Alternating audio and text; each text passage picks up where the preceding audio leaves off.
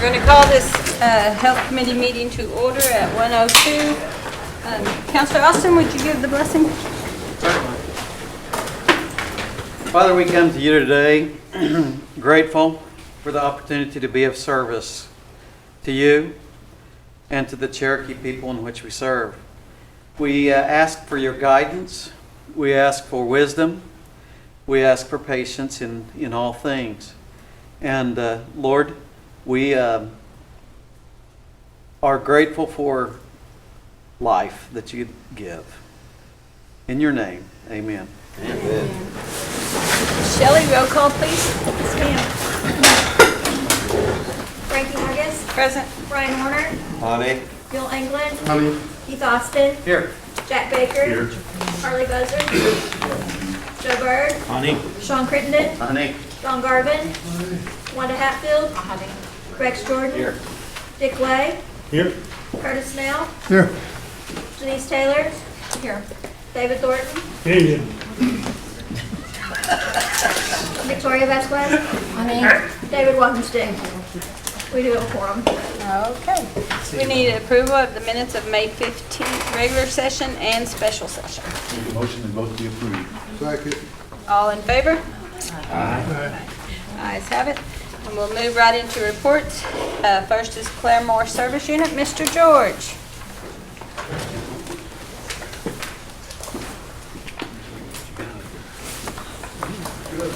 Good afternoon.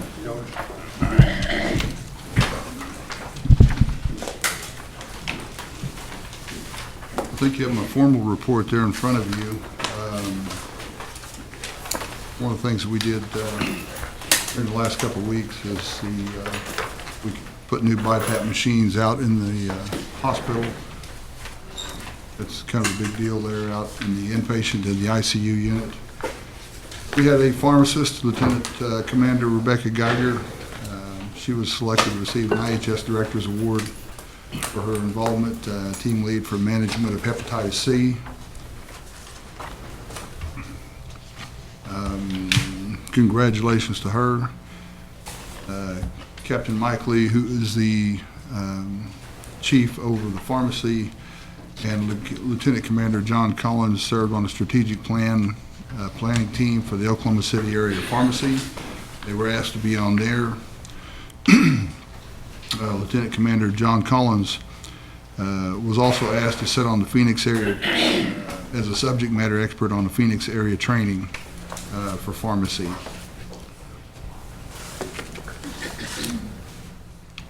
Platt College notified us and asked us if our chief dental officer, Dr. Kip Martin, and Sharon Pritchett, our supervisory dental assistant, would sit on an advisory committee for them at their college.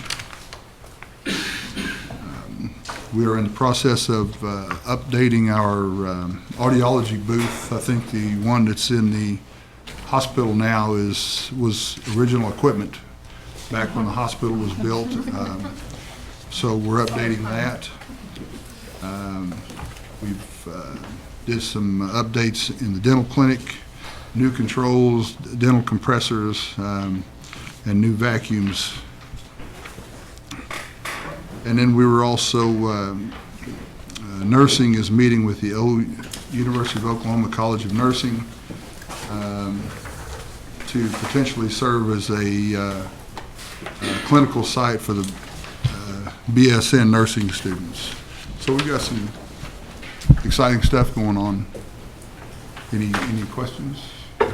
Any questions for George? Who was the person that received the award from IHS? What was it? Lieutenant Rebecca Geiger. Okay. Thank you. Thank you. Next is the Cherokee Nation Health Services, and Connie is out, so Dr. Graham is filling in.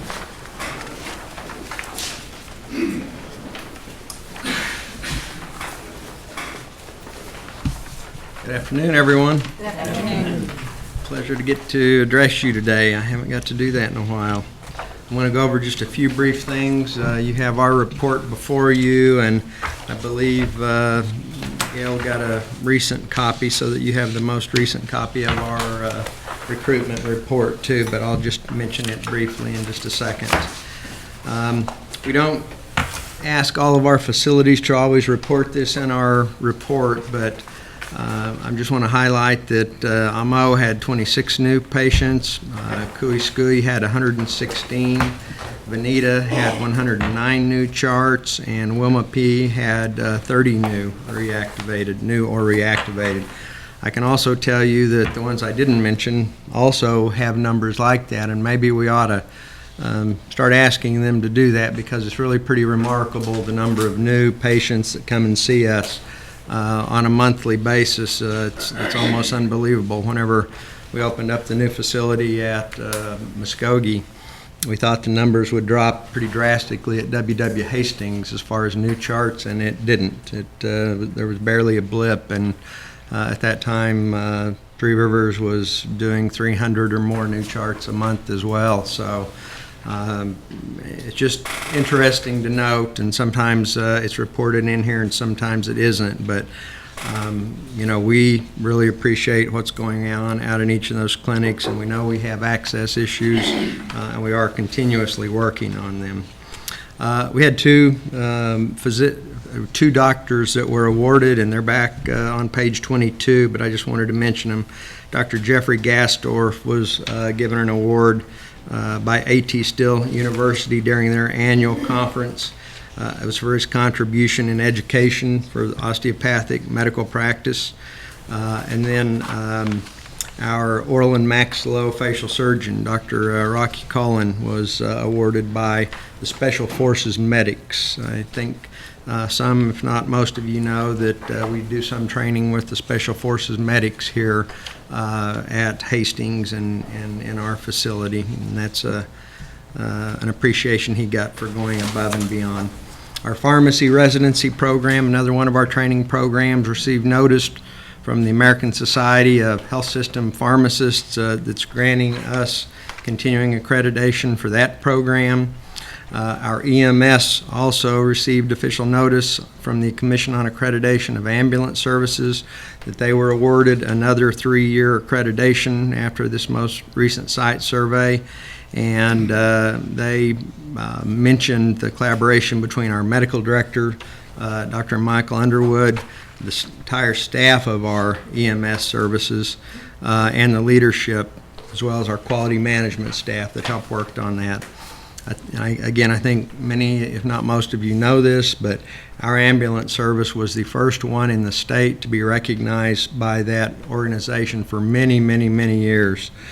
Within the last couple of years, the Tulsa IMSA ambulance service got recognized for that, and so we are the only one also in Indian country, the only ambulance service that it goes above and beyond to try to achieve that.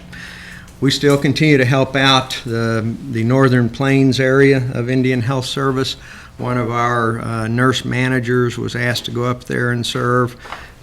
Commander Susan Wood, our OB/GYN supervisory clinical nurse and a Cherokee citizen, is currently the interim chief nursing officer for the IHS service unit up at the Rosebud facility. And as you know, they had a number of issues around accreditation with several of their hospitals up in that region, and a number of tribes around the country, as well as federal sites, have continued to assist while they get back on their feet. The emergency department and urgent care this month provided care to 6,277 patients. Our left without being seen rate was 2.8%, and as you know, we've had a 3% goal for quite a while, and we started out in the 6-7% range, and we have slowly been marching that down, and we are now at 2.8%. Very proud of all the people in there, and I know sometimes you guys get calls about patients that may have had to wait a long time, but hopefully the numbers of those calls have gone down over time. I believe it was a couple of meetings ago that Councilor Crittenden asked about interpreters and interpreter signs. We have those ordered. They aren't in yet, but the facilities will be getting those as soon as they're in, and we'll be working with the administrators to see the most appropriate place, that those go within each facility. I wanted to mention something, and I didn't have time to see if it was okay to mention the person that made the donation, so I'm not going to do that right now since we're live or on screen for posterity. But we had a donation of miniature horses, 3 of them, to our Jack Brown Youth Regional Treatment Center. One of the things that they wanted to do when they moved down into that setting, and for any of you that have been there, it's a beautiful little area. It was an old farm area. We kept the silo there, for the ambiance and the sort of aesthetic look of it all. Locked, of course, so nobody can get in there and do any harm. But one of the things they wanted to do, besides some of their traditional things, was some equine therapy with, the patients that are there, the students and the kids. And so now, just this last month, it's not in writing in this report yet, probably be in writing in next month's, but we now have 3 miniature horses so that they can start doing equine therapy there. And so that was a big goal of our staff there and of our leadership. And thanks to the story I heard was the person that donated these to us heard about our programs on the OCO TV program and thought it would be very helpful, contacted us, and it was something we were looking for. So very exciting that we have that. I won't go into great detail, but our third-party revenue, if you take a look in our report, is up. And it is up such that we are on track to meet our revenue target. And you know that because of a series of issues over the last couple of years, we have been struggling with that. Part of it was a new electronic health record and making sure the revenue cycle component of that was all worked out the way that a tribal government or a federal government system would bill. And we think we have most all those issues worked out.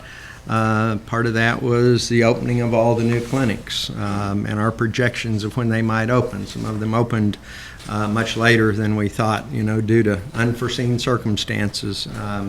As an example, the water under the J facility, that we had difficulty trying to figure out, and so that left our projections struggling a little bit. But we are on track to meet our targets now. It looks like by the end of this fiscal year, we're all very excited about that. And one last thing I'll mention, we have consolidated some of our physician leadership in an effort to both standardize and to provide more resources to see patients.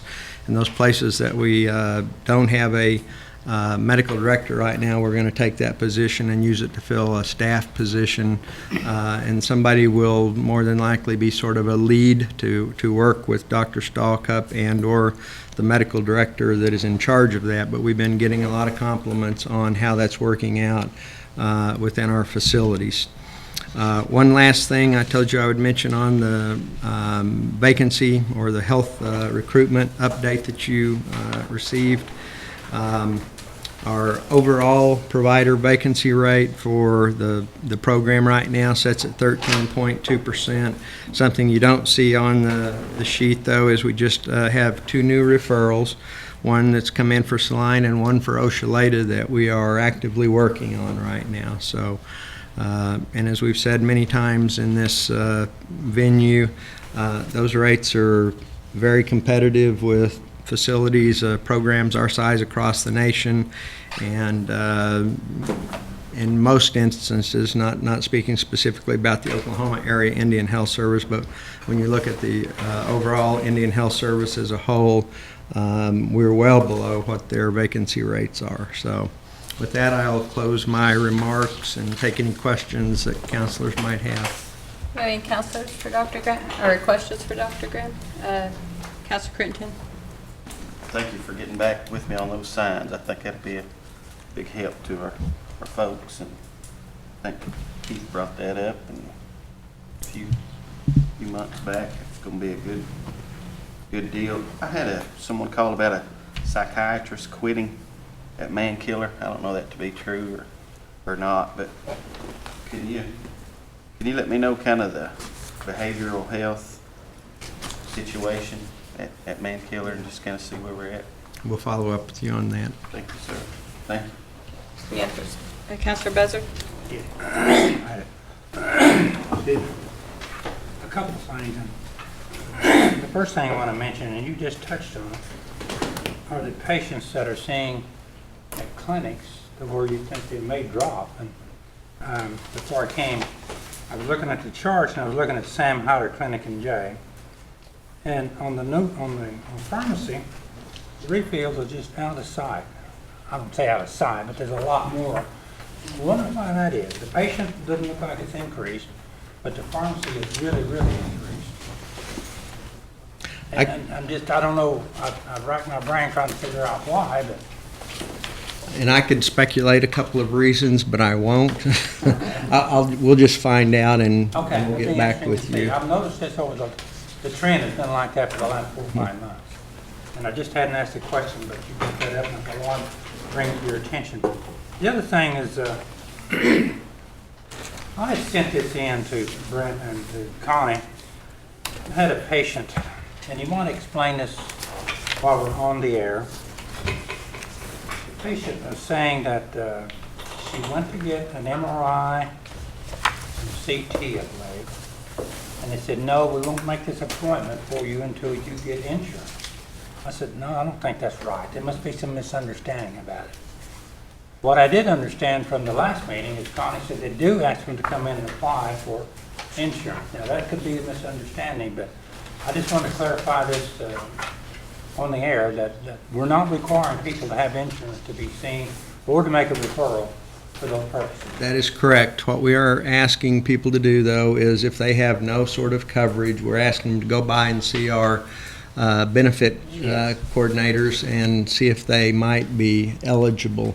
But just because they were to say no to that does not mean we will not refer them. Well, and I thought there might have been some misunderstandings about it, so I don't know what kind of a job our patient benefit coordinators are doing, but I've had 2 calls about this, so we really need to do a better job of really explaining, making sure that our patients understand that it's not true, that we're requiring that.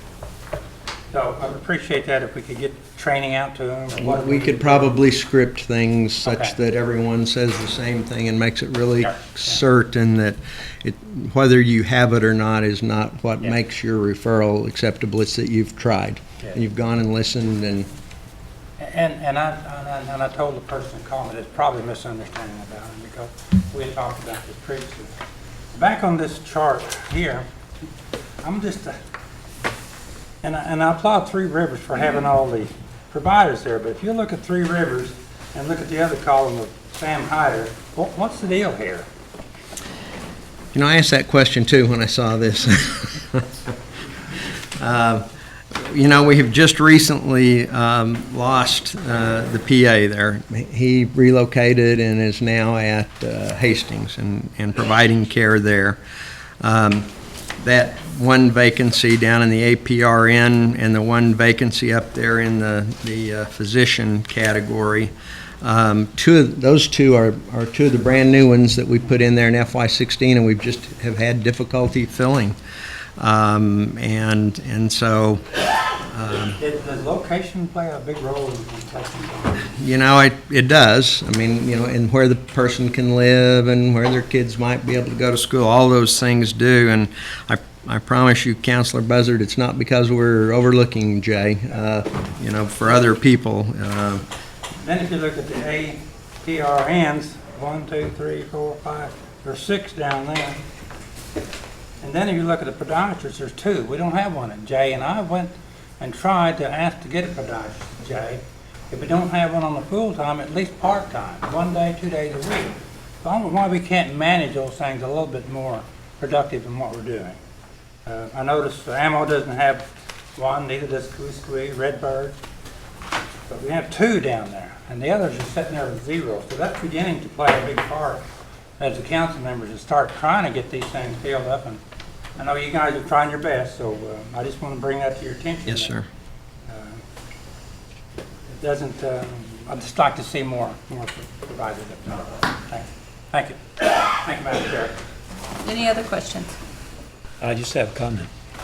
Dr. Grimm, with the vacancy in Rockville for the IHS director, do we have any idea, are we part of any indirectly submitting maybe a short list of those people?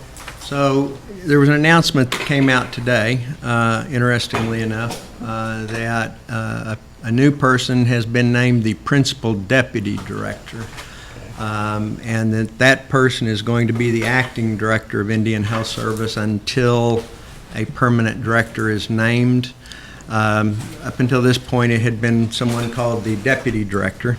There's not a lot of difference in those two titles, but that was a person who held that job prior to the new administration taking over. They just moved that person up, and he became the acting for a while. This new person that they're putting in, while it's not really a political appointee, it's sort of a political appointee. Sure.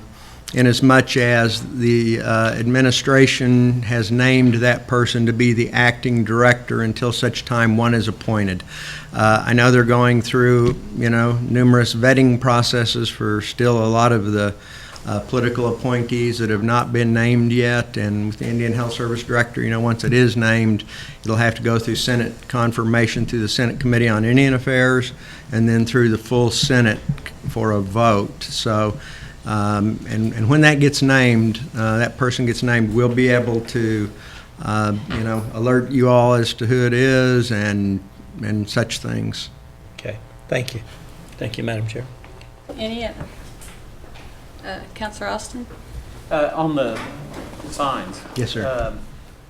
I know you're planning for your facility.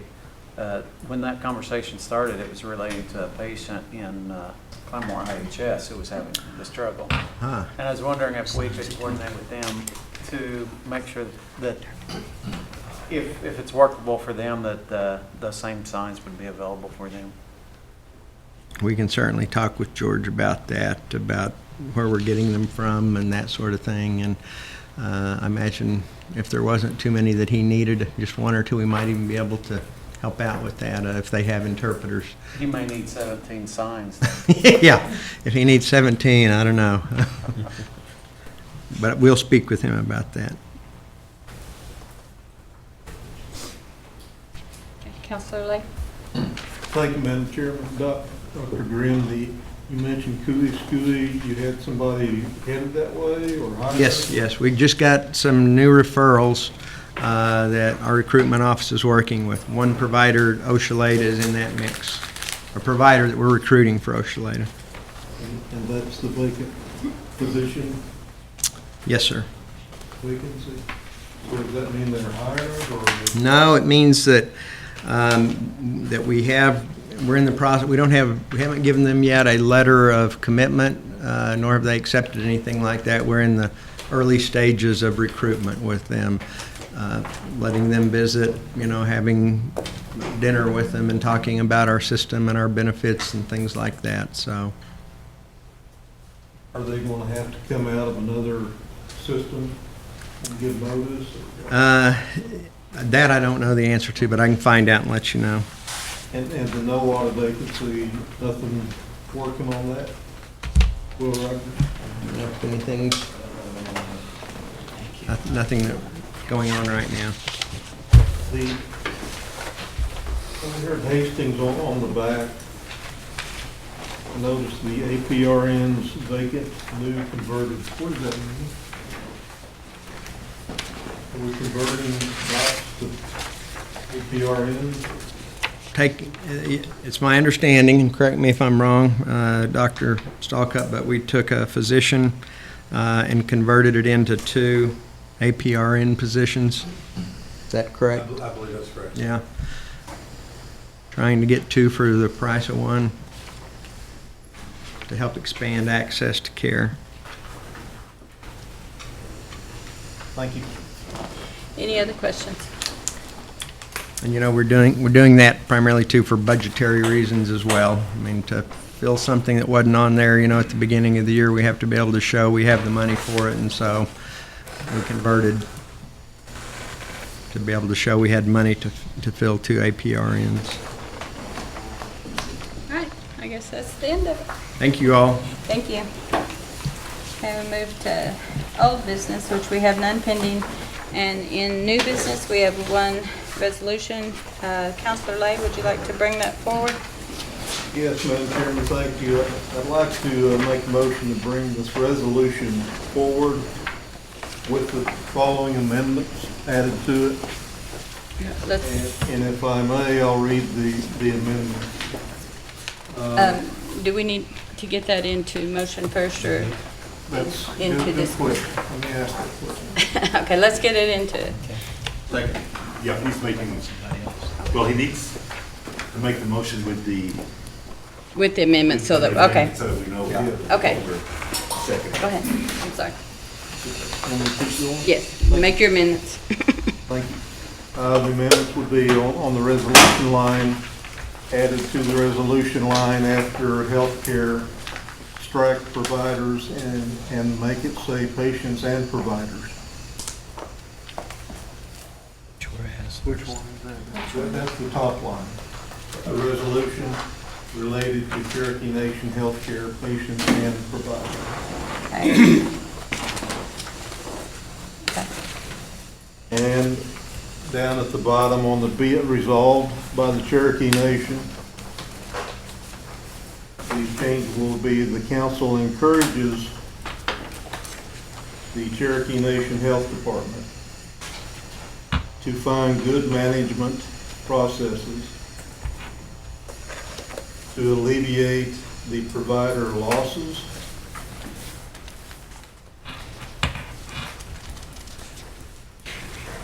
and the difficulties of recruiting providers for better care on behalf of our patients and constituents. And I have that printed out, Shelley, if you'd like to see that. Okay, we have a motion, Second. Put that for me. and we have a second. All in favor? Discussion? Okay, we're open for discussion now. Counselor Taylor?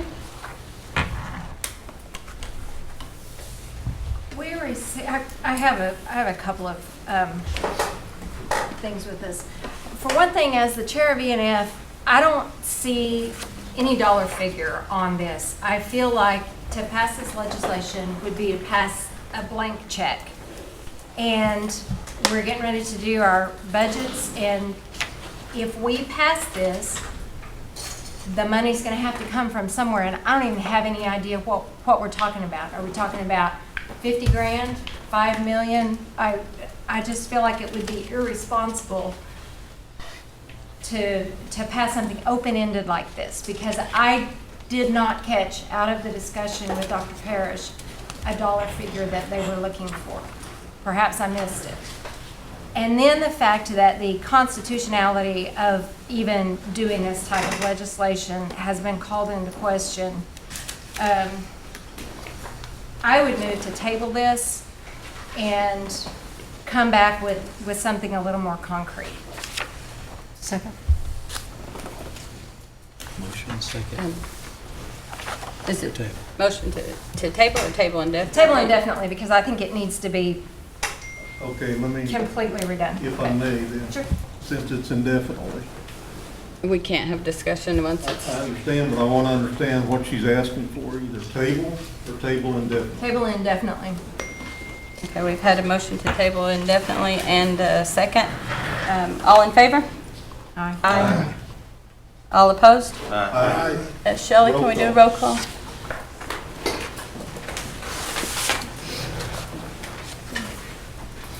Rex Jordan, Yes is to, Explain to me how we're voting now.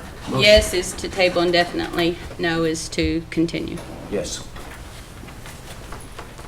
Dick Lay, Nope. Curtis Snell, Yes. Janice Taylor, Yes. David Thornton, Yes. Victoria Vasquez, Yes. David Walkingstick, Brian Warner, Yes. Bill England, No. Keith Austin, Yes. Jack Baker, No. Harley Buzzard, No. Joe Byrd, Yes. Sean Crittenden, No. Don Garvin, No. Frankie Hargis, Yes. Wanda Hatfield. Yes.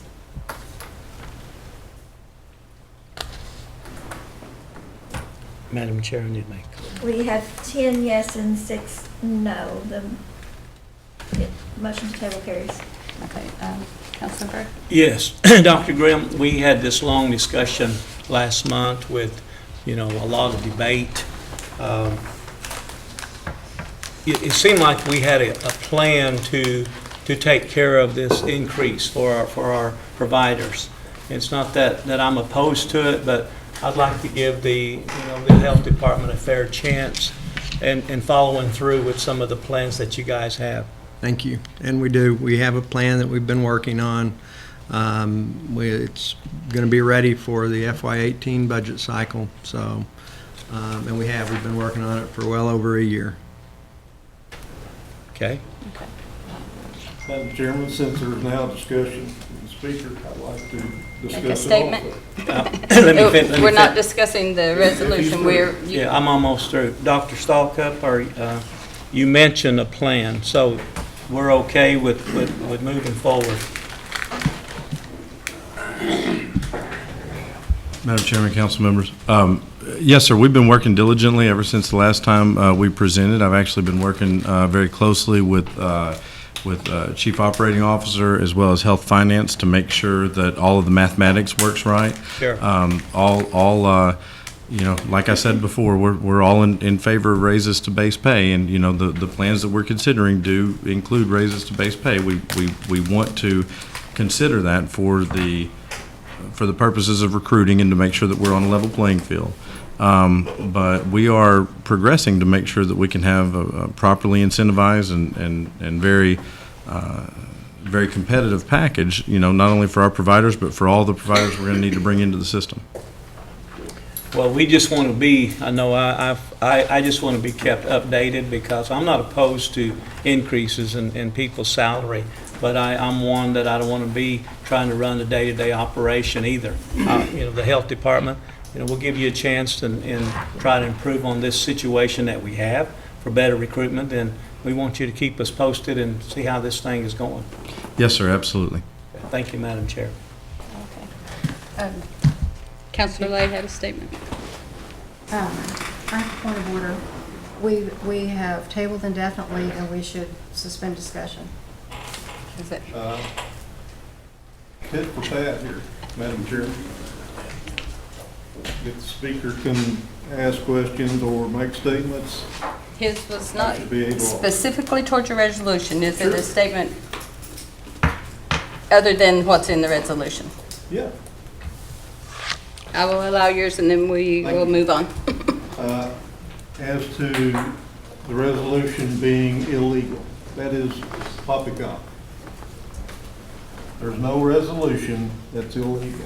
We've got an informal opinion from an attorney general. I have talked to several lawyers, including judges. They've never heard of one.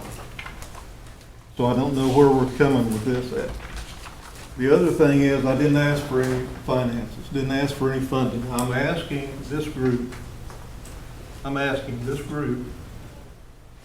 to do good management, to find a way to alleviate the provider losses so that my constituents and theirs can go to the same doctor month after month.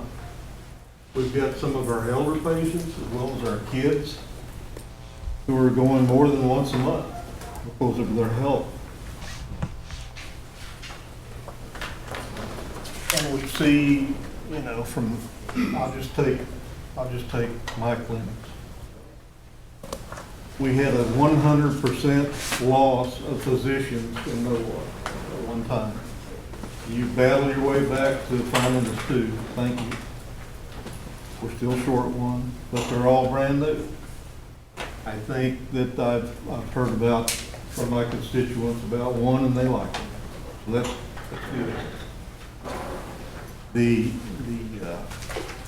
My other clinic is still short one, and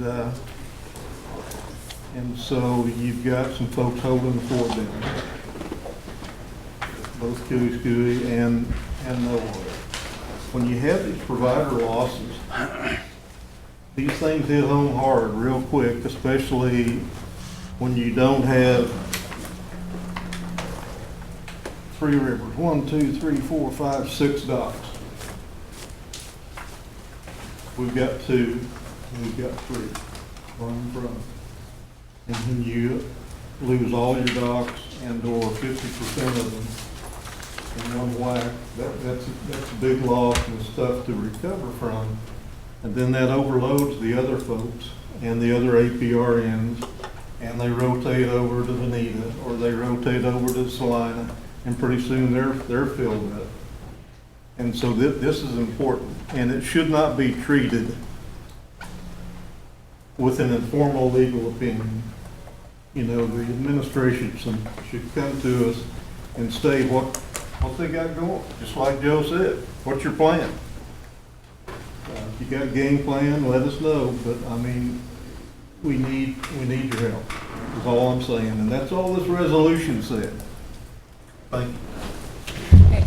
Council, as Dr. Stalkup and Dr. Graham have said, they are working on a plan. They have something that they hope to have in place before FY18, and we are all looking forward to that information. I'm certain that you'll keep us informed once it's worked out, and we appreciate what you're doing. Okay, we're going to move on to announcements. The next meeting is tentatively scheduled for Monday, July 10th at 1 p.m. Any other announcements? Need a motion to adjourn. I'll make a motion to adjourn. A second? Second. Okay, we are adjourned.